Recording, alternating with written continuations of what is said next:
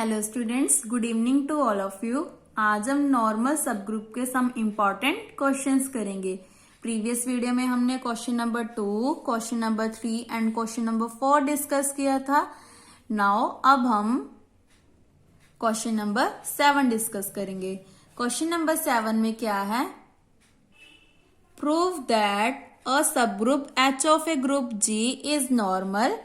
हमारा जो subgroup है वो नॉर्मल कब होगा? If and only if a H b H is equal to a b H. ये भी बहुत इंपॉर्टेंट क्वेश्चन है और इसका जो रिजल्ट है वो भी आपने याद रखना है। मैं आपको इंपॉर्टेंट क्वेश्चंस करवा रही हूँ, तो आपने इन क्वेश्चंस को अपने नोट्स में अच्छे से नोट कर लेना है क्योंकि ये बहुत इंपॉर्टेंट क्वेश्चंस हैं।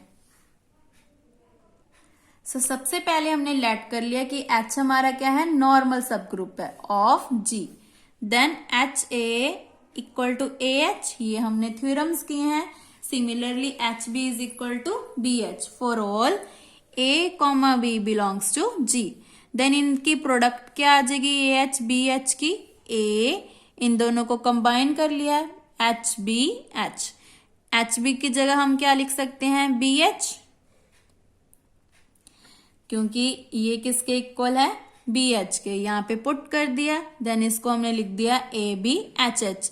एच एच पता ही है हमारा किसके इक्वल होता है? एच के, क्योंकि हमने ये भी थ्योरम की थी। ये देखो सभी थ्योरम्स के हमारे रिजल्ट यूज हो रहे हैं क्योंकि मैंने आपको पहले ही बताया था कि इस थ्योरम्स के जो सारे रिजल्ट्स हैं वो हम क्वेश्चंस में यूज करेंगे। नाउ कन्वर्स पार्ट में हम क्या करेंगे? ये लेकर चलेंगे, लास्ट में प्रूव कर देंगे कि एच हमारा क्या है? नॉर्मल है। तो ये बहुत इंपॉर्टेंट क्वेश्चन है और ये आपको 3 मार्क्स में या 6 मार्क्स में आ सकता है। नाउ कन्वर्सली लेट कर लिया a H b H is equal to a b H for all a comma b belongs to G. Let कर लिया कि एक्स भी किसको बिलोंग कर रहा है? हमारा जी को। हमेशा याद रखना है आपने, जो वेरिएबल्स होते हैं वो हमेशा जी में से आते हैं। जैसे वेरिएबल्स मतलब एक्स वाई जेड, ये सारे किस में से लेते हैं हम? ग्रुप में से। Then x H and x inverse H.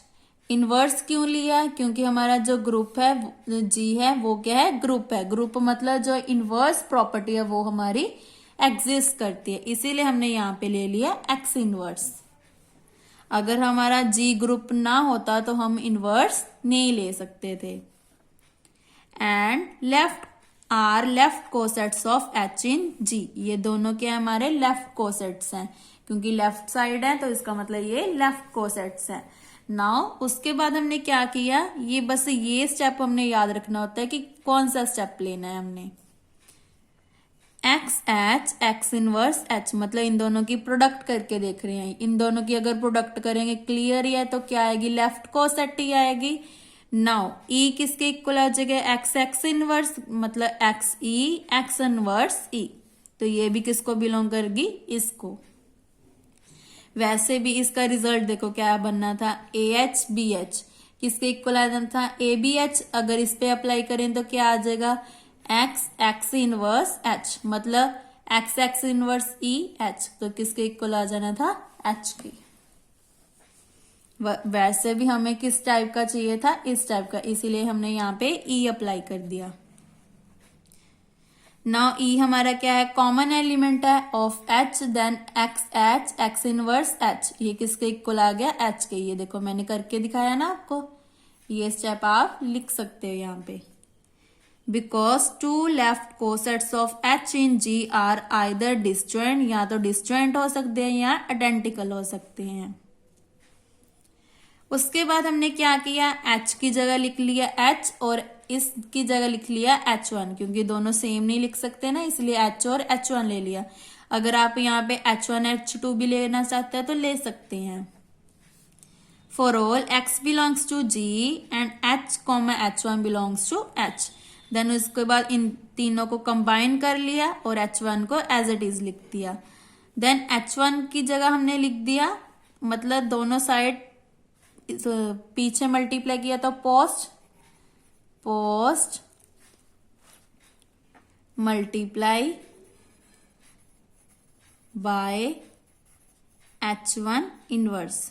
Then उसके बाद क्या किया, H1 इनवर्स। ये क्यों किया पोस्ट मल्टीप्लाई, क्योंकि हमने इसको फिनिश करना था, क्योंकि इसका हमें पता है कि इसका रिजल्ट क्या होता है, H1 inverse is equal to E। Last पे लेके क्या आना था, X इनवर्स। फिर से क्या आ गई, थ्योरम नंबर 33। सो ये हमारा बन गया नॉर्मल। थ्योरम नंबर 33 हमारी कौन सी थी, ये वाली। A subgroup H of a group G is normal if G inverse HG belongs to H for all H belongs to capital H and G belongs to capital G। तो ये बहुत important theorem है और सभी questions में हम ये result use कर रहे हैं। नाउ ये क्वेश्चन हमारा कंप्लीट होता है। आई होप आपको क्लियर हो। एक बार देख लेते कि क्या क्या किया। पहले हम लेके चले कि H हमारा नॉर्मल है, देन उसके बाद हमने नॉर्मल के जो कंडीशंस हैं वो यूज कर ली, कंडीशंस बोल सकते हो या रिजल्ट बोल सकते हो। देन उसके बाद हमने ये जो प्रोडक्ट है वो प्रोडक्ट चेक की, देन वो इक्वल आ गई।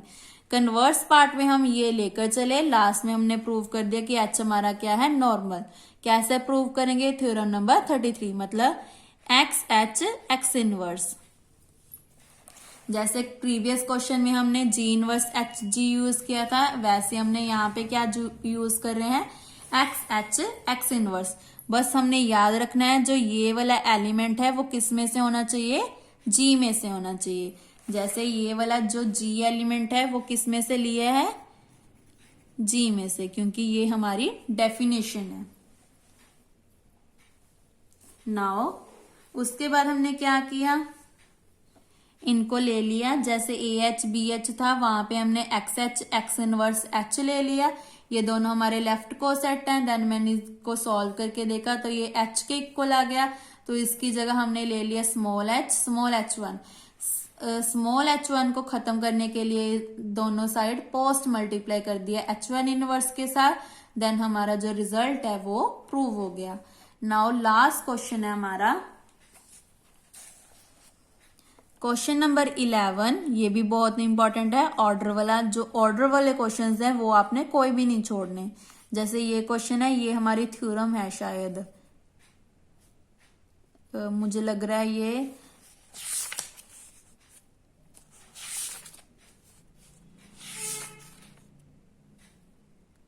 छोड़ो, मुझे मिल नहीं रही अभी, पहले ये देख लेते हैं क्या है। Let H and K be a two normal subgroup of a finite group G। अब हमारा जो ग्रुप है वो क्या है, फाइनाइट है, मतलब इसमें हमारे जो जितने भी एलिमेंट्स होंगे वो क्या होंगे, फाइनाइट होंगे। Such that order of H and order of K are coprime. ये दोनों क्या है, हमारे को प्राइम है। मतलब को प्राइम क्या होता है, जिसकी जो GCD है वो क्या होती है, 1 होती है। GCD मतलब ग्रेटेस्ट कॉमन डिवाइजर, वो किसके इक्वल है, 1 के। हमने शो क्या करना है कि HK is equal to KH for all H belongs to H and K belongs to K। ये जो H एंड K हैं ये दोनों क्या हैं, नॉर्मल सब ग्रुप्स हैं। तो इसको स्टार्ट कर देते हैं।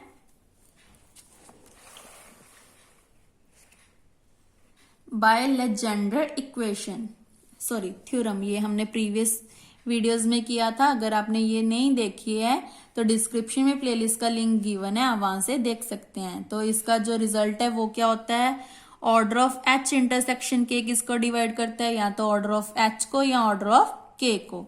हमने दोनों ले लिए। इसका मतलब क्या है कि order of H intersection K क्या है, order of H common order of K की GCD ले ली, मतलब ग्रेटर कॉमन डिवाइजर ले लिया। हमें पता है इन दोनों की जो GCD है वो किसके इक्वल होती है, 1 के। 1 मतलब ये आइडेंटिटी के इक्वल आ गया, क्योंकि 1 को हम लिख सकते हैं ना ऑर्डर ऑफ E।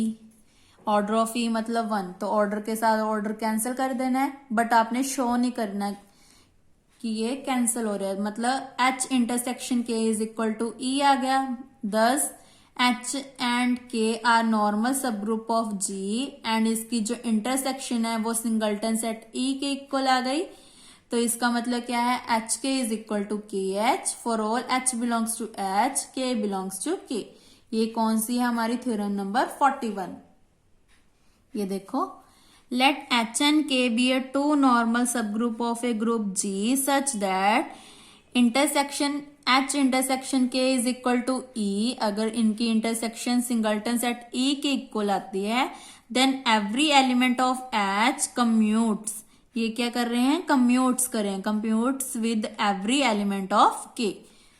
कम्यूट्स मतलब क्या होता है, एच के इज इक्वल टू के H for all h belongs to H, k belongs to K. अगर आपको ये क्वेश्चन 6 मार्क्स में आता है, देन एज ए लेमा, यहां पे आपने क्या करना है, लेमा बनाकर जो थ्योरम नंबर कौन सी है हमारी 41 प्रूव करनी है। क्योंकि अगर 6 मार्क्स में या 3 मार्क्स में आती है तो ये बहुत छोटा होता है, तो आपको ओनली 1 नंबर मिलेगा, क्योंकि ये 1 या 2 मार्क्स का क्वेश्चन है।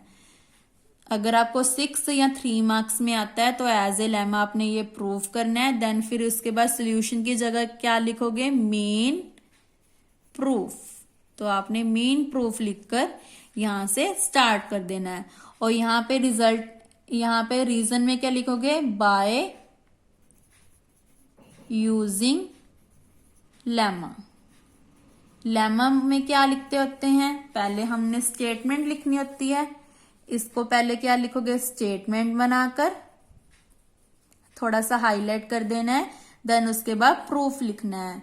मतलब आपको ये स्टेटमेंट भी याद रखनी है और प्रूफ भी याद रखना है। तो इसी के साथ हमारा जो नॉर्मल सब ग्रुप का टॉपिक है वो कंप्लीट होता है।